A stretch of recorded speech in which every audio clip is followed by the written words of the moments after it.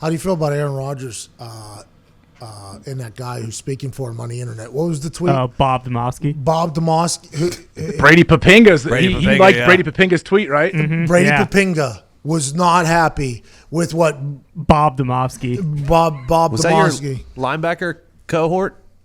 Yeah, Brady's great. We should have him on the show sometime.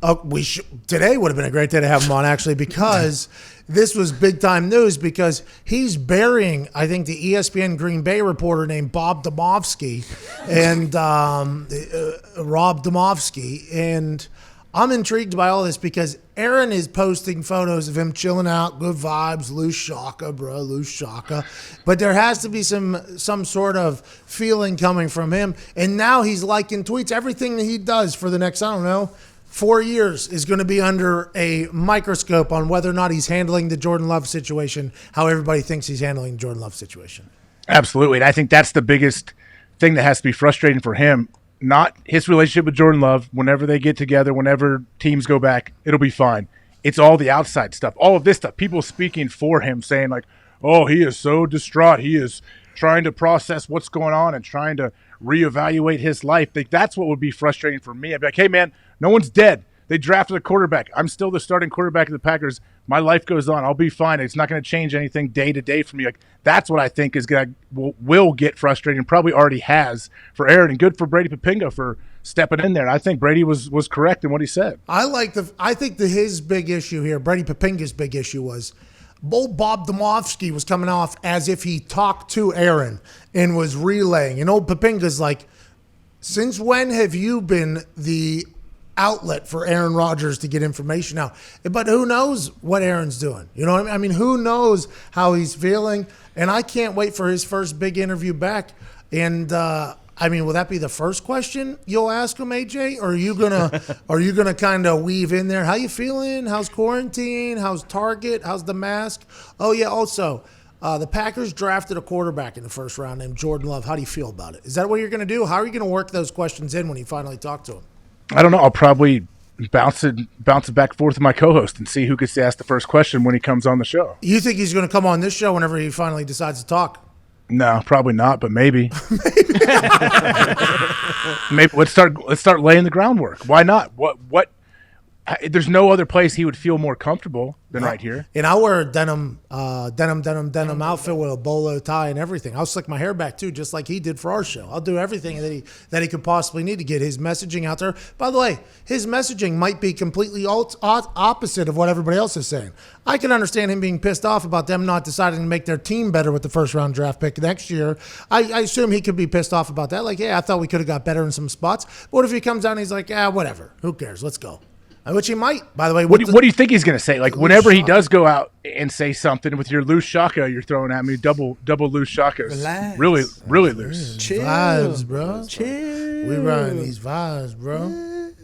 I think that picture he posted doing the loose shaka, wasn't that from Peru? Yeah. Mm-hmm. And by the way, he had to sprint out of there, hop on a plane to get back to America so that he could watch Jordan Love get drafted in the first round. If he doesn't make it off of that mountain onto a plane without saving the other 250 potential coronavirus havers on his plane, he never gets to see that draft. So that's a big chill moment there, because that was really when everything changed for him.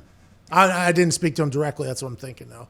Well, what can he say? Like, what option does Aaron have? Like, when he does finally speak publicly, we know what it's going to he's going to handle it like we think he's going to handle it. He's going to do whatever. He's going to say, my life's what it is. It doesn't change anything. Sure, I would love to draft a few receivers. We got funches, we got weapons. Everything's going to be fine. I'm going to go throw for 50 touchdowns this year. I'm going to try to poke him, though. I'm going to be like, I would be so pissed if I were you. I'm going to let you know, Aaron, I probably would have tweeted, I'm done. If I were you, I'm going to try to poke the bear. I'll be the buffoon, the stooge, how people think he should act, and then you go ahead and ask the real questions. But would it help him at all if he was? No. Like, I don't know how he feels, but if he did come out and say that, like, yeah, I was absolutely pissed, and I felt like I don't know, I should have got a heads up, whatever. I don't know if they contacted him or not, but I just feel like he's in a no-win situation. Well, everything goes different ways here. When he says that, a lot of people be like, "Oh, Aaron's a human." That's exactly how I would have felt if I was him. And then people would be like, "Oh, Aaron's selfish." There's no winning. You feel bad. Oh, you've made $300 million. How do you feel bad in your private jet? Like that's what the initial thing people love to go to. Exactly. Which, by the way, if you've been working your ass off, not making a lot of money, and you see this dream life happen, I can understand how you don't have empathy for that human. Even if they go through something, I can understand it. So that's neither here nor there. But you're always going to have that reaction. That's like earlier today on the show, I talked about how if Aaron was to really coach Jordan Love throughout this entire thing, right? They expect like the veteran player to be a good mentor, a good coach for the person. It will be, by the way. Aaron will be a great mentor for him. I think so too. I think just by hanging around, watching him do things, and maybe if he asks a question to Aaron will tell him why he did something. I think Aaron will be very good. But I think a lot of people are like, he should coach him up and stuff. Could you imagine if Aaron was like, hey, Jordan, you need to get your feet a little bit tighter, a little bit square base. You need to get that elbow back. You need to get the ball behind your ear. Imagine if Aaron was doing that, which some people would expect him to do. Jordan would hate him. And then Aaron would come off as being this controlling, trying to run Jordan out of town. There's no winning in this situation if you're Aaron Rodgers or Jordan Love, by the way. It's a very interesting situation that they're going to have to figure out together because whether they like it or not, they're linked together forever. Absolutely, but Aaron or Jordan is going to learn the most, not from what Aaron is telling him, just from shadowing him, being around him all the time, following him through the meeting rooms, and then like you break a quarterback meeting, and Jordan can say, "Hey man, like I'm not third play of team period today. You checked out of the run and went to the little pass. Like, what'd you see?"